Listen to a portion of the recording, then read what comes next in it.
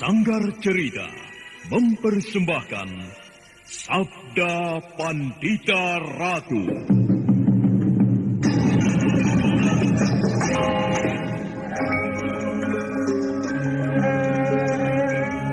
Jawablah, Ken Umang. Benarkah kau berada di belakang peristiwa ini? Tidak, Tuanku. Hamba tidak berada di belakang peristiwa yang baru saja terjadi. Kau tidak berbohong, Ken Umang? Baginda Tuanku tidak percaya kepada hamba. Jawab pertanyaanku. Kau tidak berada di belakang peristiwa ini? Tidak. Umang, aku minta jawab dengan kejujuranmu. Janganlah kau menimpakan sebuah kesulitan kepadaku. Jika sampai terjadi sesuatu pada Pangeran Pati, maka semua orang di Singasari akan menuduhku. Akulah sebenarnya yang melenyapkan Anusapati. Ayo, jawablah, Ken Umang. Baginda, hamba tidak mau Baginda bersikap kasar seperti itu kepada hamba. Hamba sudah menjawab bahwa hamba tidak berada di belakang peristiwa itu.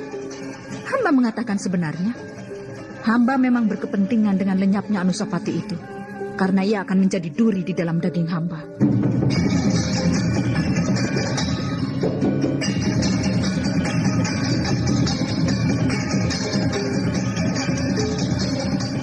Sabda Pandita Ratu, sebuah kisah penuh dilema, tragedi cinta anak manusia, perebutan tahta, mabuk harta dan duniawi, serta silaunya kehormatan, di mana keangkara murkaan merajalela karena dendam yang membara. Kisah ini berlatar belakang berdirinya Singasari. Ken Arok, dialah pemuda yang merekuk pahit getirnya kehidupan. Namun sebenarnya, dialah yang harus melaksanakan sabda-sabdanya. Perjalanan sengsaranya adalah awal untuk meraih keberhasilan, untuk menuju kejayaannya di saat Singasari berdiri.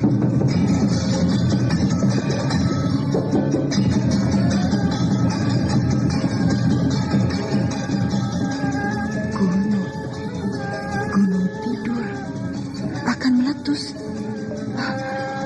Apakah ayahmu selama ini sudah mengamati gunung? Gunung apa? Seperti kurang pekerjaan saja mengamati gunung. Jika yang diamati adalah gunung yang akan meletus, siapapun mempunyai kepedulian besar terhadap peristiwa itu, Adi Tawang Alun, karena membahayakan jiwa orang banyak. Rasanya tidak. Dan aku kira bukan itu yang dimaksud oleh ayah. Tentu bukan gunung yang sebenarnya.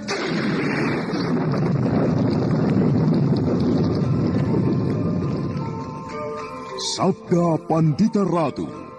Naskah ditulis oleh Pondra Swastilangit, diolah oleh Agung Bahrodi, didukung oleh artis-artis terkemuka Ferry Fadli, Eli Ermawati, M. Abud, Ivone Rose, dan lain-lain. Teknik dan montase Ibing Arifin, dengan sutradara Dian Pertiwi.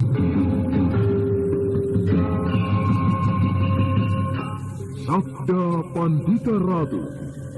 Kali ini dalam episode ke-22 dengan judul Bajang Candha Birawa.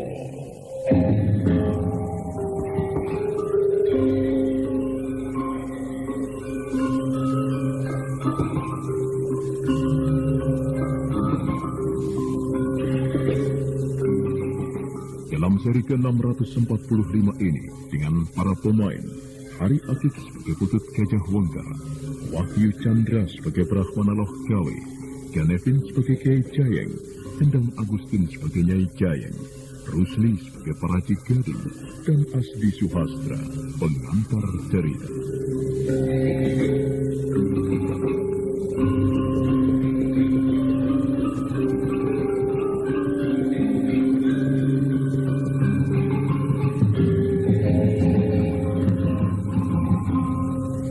Pembicaraan itu terhenti.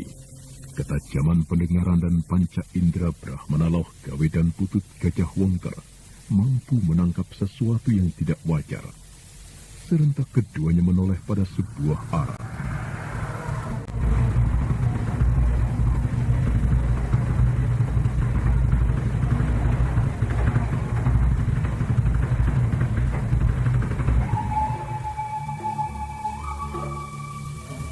Pendapatku, dari sanakah arah suara itu? Benar. Bagai bersepakat, Brahmana Logawe dan Putut Gajah Wengker tidak lagi bersuara. Pada arah yang menjadi perhatian mereka itu, nampak seseorang tengah berjalan menyibak lebatnya padang ilalang. Sesekali orang itu menggeram, menyiratkan kejengkelannya, melihat obor dinyalakan di mana-mana.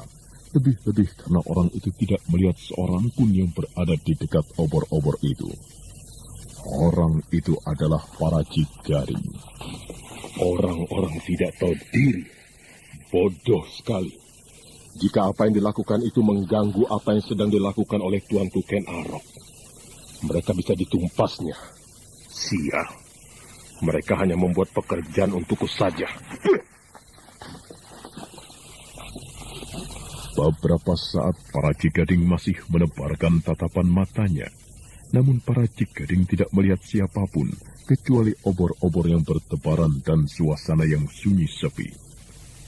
Brahmana Logawe dan Putut Gajah Wengker melihat para Cigading memungut sebuah obor di dekatnya, lalu obor itu dimatikan. Para Cigading kemudian bergerak lagi, memungut lagi sebuah obor yang lain, dan obor itu pun dipadamkan pula.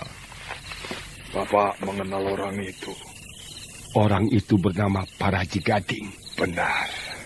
Ia bernama Paraji Gading. Salah seorang murid perguruan pesanggaran yang berkhianat. Ia menguasai sebuah ajian yang langka, yaitu Panglimunan. Dengan lindungan ajian itu, orang itu bisa menghilang. Dan dengan cara itu pula, ia menyusup masuk di istana. Itu masih belum seberapa Kisanak Putut Gajah Wengker. Yang aku tidak habis mengerti, justru mengapa Sri Baginda menerimanya di sampingnya. Ia tentu jenis orang yang pintar mengambil hati, Bapak.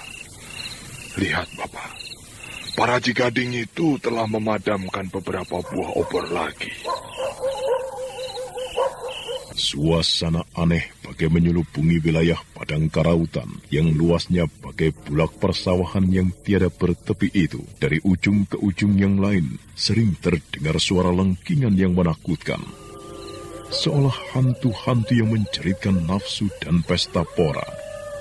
Para Cigading terus melanjutkan memadamkan obor sambil di dalam hatinya tiada habis-habisnya mengumpat dan menumpahkan segala macam sumpah serapah. Di dalam hati dia berjanji esok harinya akan memaki-maki Kiai dan Nyai Jayeng yang dianggapnya telah lancang mengobrol rahasia yang seharusnya disimpan rapat-rapat. Dan beberapa waktu kemudian, semua obor yang ada hampir padam, Bapak. Iya. Kita tunggu beberapa saat lagi. Permainan akan segera kita mulai. Permainan? Iya, permainan. Sebagaimana petunjuk yang aku terima dari Bapak Panembahan. Permainan apakah itu? Kita tidak sekedar menyalakan obor, tetapi kita nyalakan padang karautan ini hingga terang benderang. Oh, aku masih merasa belum jelas dengan apa yang kau maksudkan, Kisanak Gajah Wengker. Padang ilalang ini menjadi tempat yang mengerikan, dihuni oleh ular dan binatang buas yang lain. Bagaimana kalau padang ilalang ini dibakar saja?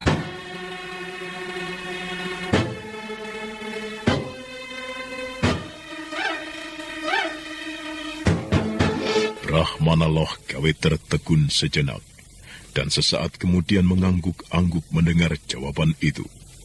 Bahkan setelah mencerna beberapa saat lamanya, sebuah senyuman menyungking di sudut bibirnya. Sebuah permainan yang menarik, akan tetapi juga mengandung bahaya yang tiada terkira. Sadarkah Kisanak dengan siapa kita berhadapan? Ken Arok itu, meski beliau seorang raja yang sakti mandraguna, akan tetapi ia tetap seorang manusia yang mempunyai kelemahan dan kekurangan, Bapak.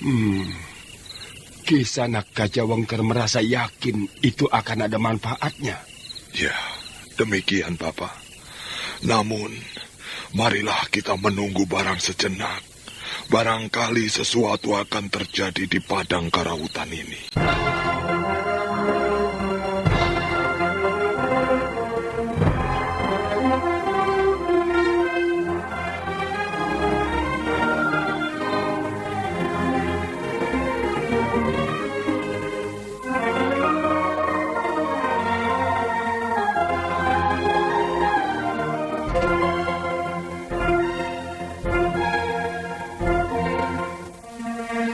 Keheningan yang amat sangat kembali menyeruak. Bulan sepenggal yang berada di langit belahan barat nampak semakin rendah, bermanja-manja di atas selapis mega yang bagaikan menyangganya. Sang waktu terus berlalu, walaupun terasa sedemikian lambatnya. Tiba-tiba Brahmana Lohgawe yang menebarkan pandangan matanya berdesir.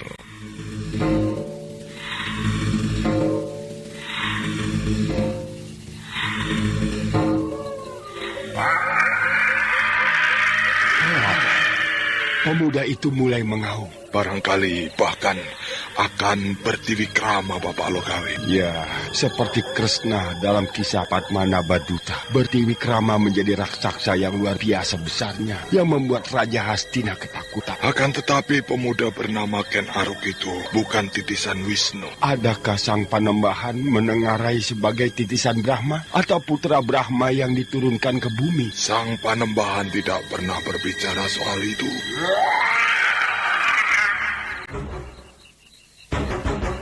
Suara itu mengerikan sekali. Akan lebih mengerikan seandainya usahanya untuk merubah pepesten atau takdir itu berhasil.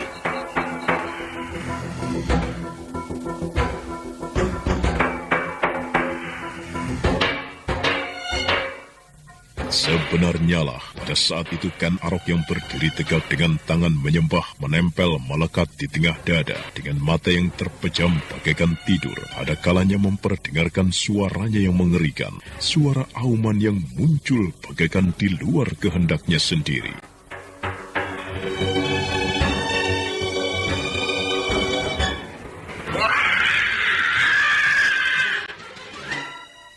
Para Jigading yang membangun kemah tidak jauh dari tempat itu merasakan dadanya berdesir menyaksikan apa yang dilakukan Ken Arok. Ken Arok benar-benar pemuda yang luar biasa, pemuda pinilih yang membawa pertanda kasih dari dewa-dewa. Lamat-lamat di kening pemuda yang nampak sedang mesuk berata itu terlihat cahaya temaram kebiru-biruan. Para Jigading berdebar-debar menyaksikan hal itu.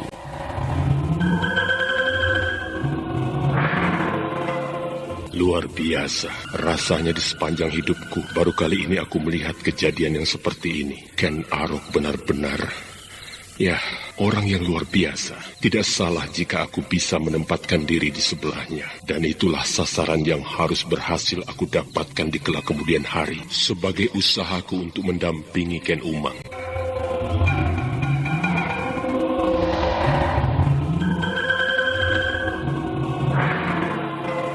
Sejengkal lagi sang waktu terus bergeser, bulan sepenggal semakin rendah dan menyentuh perbukitan di langit belahan barat untuk sejenak kemudian lenyap meski masih menyisakan pendar cahayanya. Mengapa kau belum juga memulai permainan itu, Kisanak Gajah Wengker? Sekarang justru Bapak Lohgawe yang tidak sabar. Iya. Rasanya waktu merambat sedemikian lama, malas sekali beringsut. Kita tunggu sebentar, Bapak, dan kita akan memulainya. Putut Gajah Wengker, kepercayaan Panembahan Dwipayana di kaki Gunung Gangsir itu, bangkit dari duduknya di atas sebongkah batu besar sebesar kerbau. Putut Gajah Wengker menebarkan pandangan matanya ke segala penjuru. Bagaikan sebuah kebetulan, Brahmana Lohgawe pun melihat sesuatu. Kisanak, aku melihat sesuatu. Melihat apa, Bapak? Percikan api. Lihat, itu di sana. Rupanya permainan akan segera kita mulai, Bapak. Kita buat padang karautan ini menyala terang benderang. Sesuatu yang tentu akan menarik sekali.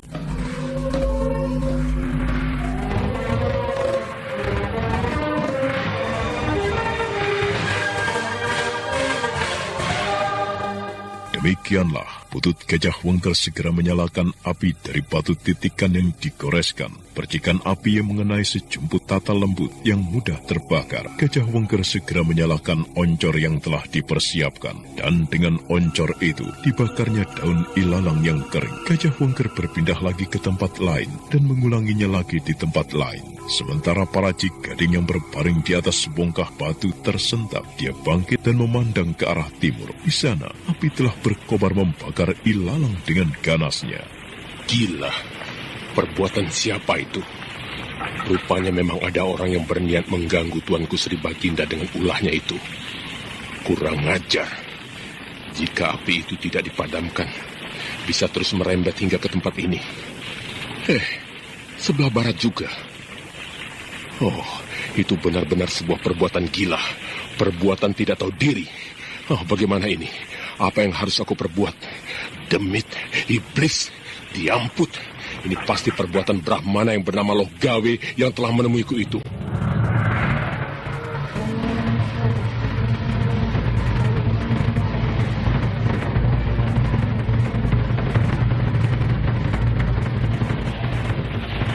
Permainan telah dimulai, Bapak. Iya, rupanya segala sesuatunya telah direncanakan dengan sebaik-baiknya di sana. Dan itu membuatku merasa amat penasaran.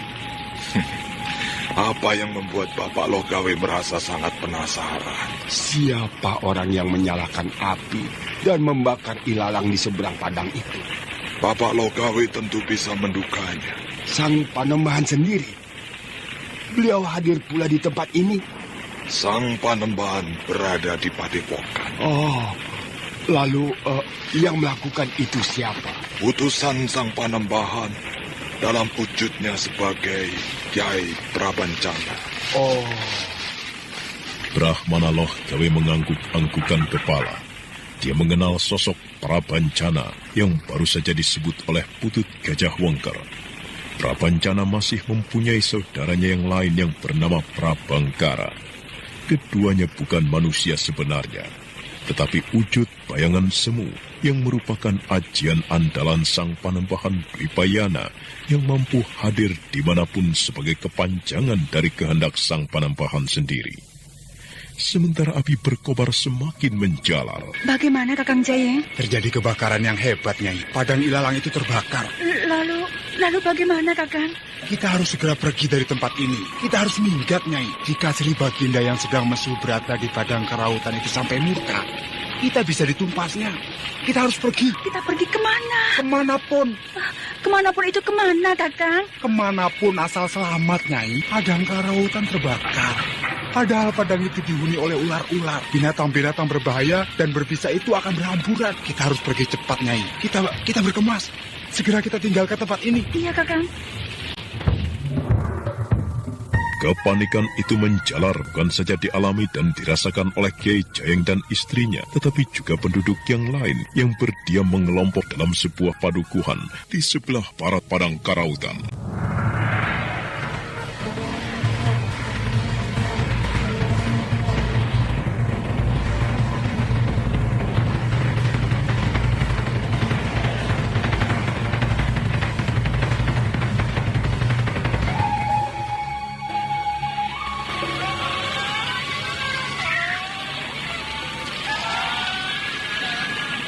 Padang karautan kebakaran. Iya, itu sangat berbahaya.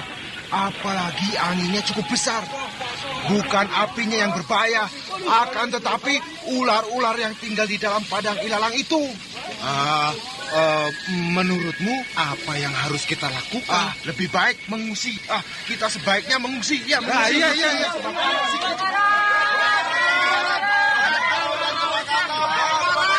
Mengungsi!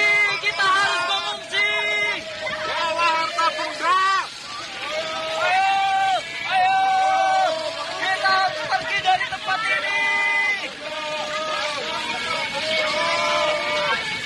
Angin berhembus kencang seperti menemukan kegembiraan karena melihat kobaran api. Api itu pun kemudian menjalar dengan cepat, melahap daun-daun ilalang kering. Api tidak hanya muncul dari arah barat dan timur, tetapi juga dari arah selatan dan utara. Api yang menjalar cepat itu seperti sepakat mengepungkan Arok yang bertapa di tengah-tengahnya.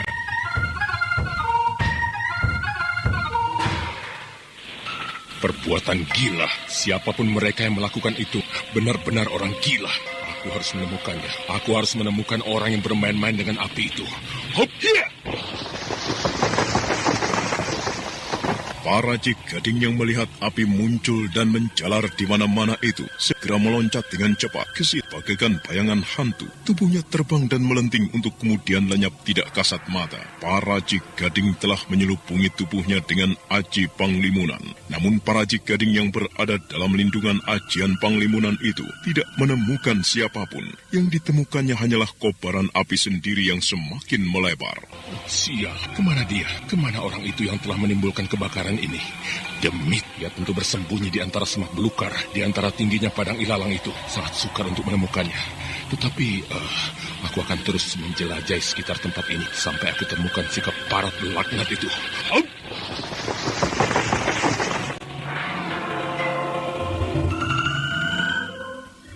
Para Gading yang menyelubungi tubuhnya dalam ajian Panglimunan hingga tidak nampak itu terus mengaduk semak belukar. Tetapi tetap saja yang dicarinya tidak ditemukan. Hingga akhirnya, para Gading menjadi jengkel sendiri dan mengurai ajiannya.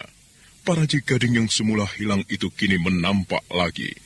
Bayangan tubuhnya disiram cahaya api.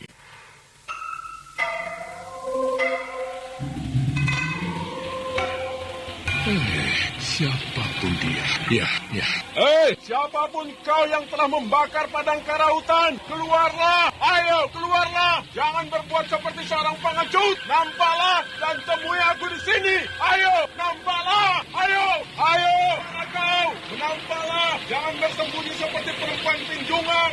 Datanglah kemari dan temui aku! Ia memanggilmu Kisanak Putut Gajah Wangker. Biar saja Bapak Logawi. Kita tidak perlu melayani.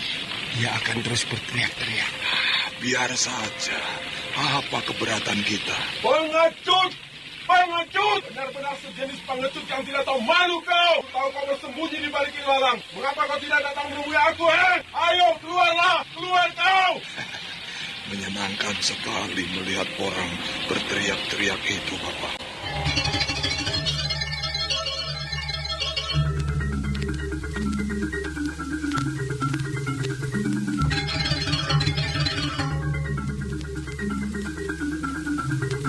Untuk beberapa saat lamanya, para Gading terus berteriak-teriak. Tetapi Putut Gajah Wangker, orang kepercayaan Panembahan Dwipayana dari Padepokan Dandang Kandaga, yang ditemani Brahmana Loh Gawe, tidak memperdulikannya. Hingga akhirnya, para Gading yang jengkel bergegas meninggalkan tempat itu. Para Gading merasa sakit sekali hatinya melihat api yang menjalar semakin lebar, seolah mengepung padang karautan. Sementara itu, Ken Arok bagaikan tidak terusik sama sekali. Keheningan hatinya menjelajah entah kemana, seolah telah terpisah antara wadak dan jiwanya. Jiwa yang terpisah itu berusaha mencari jawab atas apa yang dicemaskannya selama ini.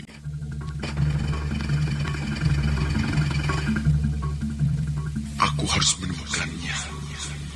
Aku harus menemukan siapa pemuda yang menjadi bayang-bayang buruk dan membunuhku seperti tergambar di dalam mimpi itu. Aku harus menemukannya. Aku harus menemukannya. Aku tidak mau dibayangi mimpi buruk kutukan itu. Aku harus mengubahnya hingga kutukan keparat itu tidak terjadi. Tidak boleh terjadi. Seorang pemuda tampan. Ia menggenggam keris dahsyat buatan Empu Gandring itu. Ia menikamku hingga ususku terburai. Mimpi itu tidak boleh terjadi. Kutuk Empu Gandring itu tidak boleh terjadi. Aku harus menemukan siapa pemuda yang akan menjadi pembunuh atas diriku itu. Mumpung hal itu belum terjadi, aku akan membunuhnya, menumpasnya. Aku harus mendahuluinya. Demikianlah Ken Arok terus berjuang memusatkan diri dalam keheningan cipta, pemusatan nalar dan budinya. Namun apa yang dilakukannya itu terasa amat berat karena bayangan orang-orang yang dibunuhnya dan menyimpan dendam padanya muncul silih berganti.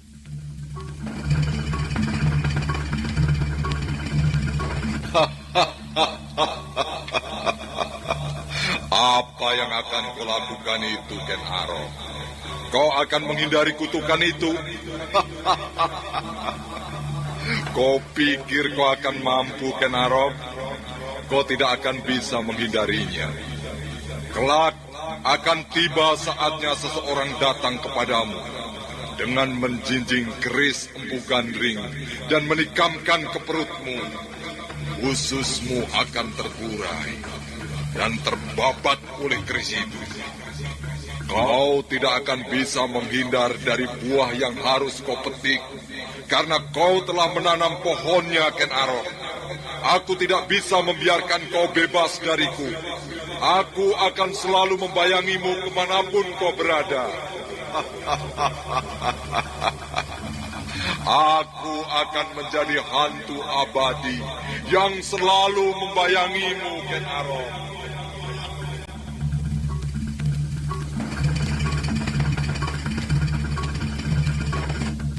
Pada hari yang kesekian itu, Ken Arok terus memusatkan diri dalam mesu beratanya. Bayang-bayang samar seorang pemuda yang memegang keris Empu Gandring itu mulai muncul, namun dalam wujud yang masih belum jelas. Justru yang nampak jelas adalah pamor mengerikan pada keris itu sendiri. Dan ketika Ken Arok belum berhasil mengetahui dengan jelas siapa sosok yang akan menjadi sumber bahaya di masa datang itu, pemusatan hatinya terganggu oleh sesuatu di luar dirinya sendiri. Udara yang panas menjilat kulitnya. Ken Arok yang bagaikan tidur lelap dalam semadi itu terpaksa membuka matanya.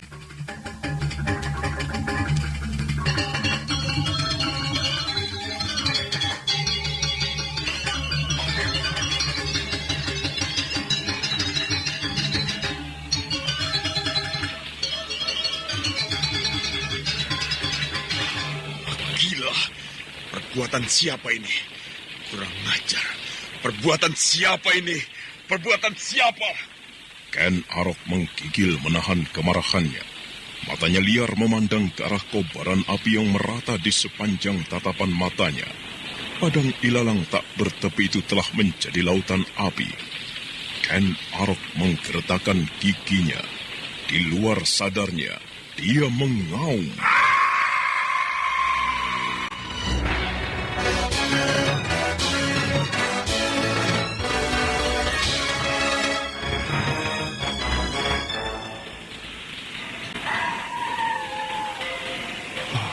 Ada yang berubah dengan suara auman yang menggetarkan itu. Kau bisa merasakannya, Kisana Gajah Wengker? Aku bisa merasakannya, Bapak. Seperti auman luapan kemarahan. Nampaknya kobaran api ini telah berhasil menggagalkan tapa berata yang dilakukannya itu. Itulah yang memang kita harapkan, Bapak Lokawi.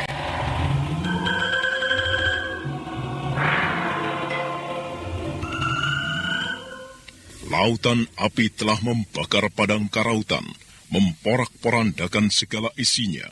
Asap membubung kehitam-hitaman, warna merah nyala api menebar kemana-mana. Beberapa ekor ular yang terjebak berkelojotan mati oleh panasnya api. Namun ada cukup banyak pula yang meloloskan diri keluar dari padang ilalang yang luasnya bagaikan bulak persawahan yang tiada bertepi. Namun lebih jauh dari itu, kobaran api itu bagaikan memporak-porandakan perasaan Ken Arok sendiri. Bagi Raja Singasari itu, padang karautan adalah kampung halamannya. Dan padang karautan itu sekarang telah menjadi lautan api. Perbuatan siapa ini? Perbuatan siapa ini? Keparat! Para Jigading yang mendengarkan Arok berteriak-teriak, mengumpat dan mengumbar kemarahannya itu, bagaikan terbang melesat ke arah Ken Arok. Dengan tatapan mata yang tajam, dengan menahan kemarahan yang seras akan meledakkan dadanya sendiri, Ken Arok memandang para Jigading. Saudara pendengar, untuk mengetahui jawabannya, ikutilah kelanjutan kisah ini dalam seri berikutnya. Sampai jumpa.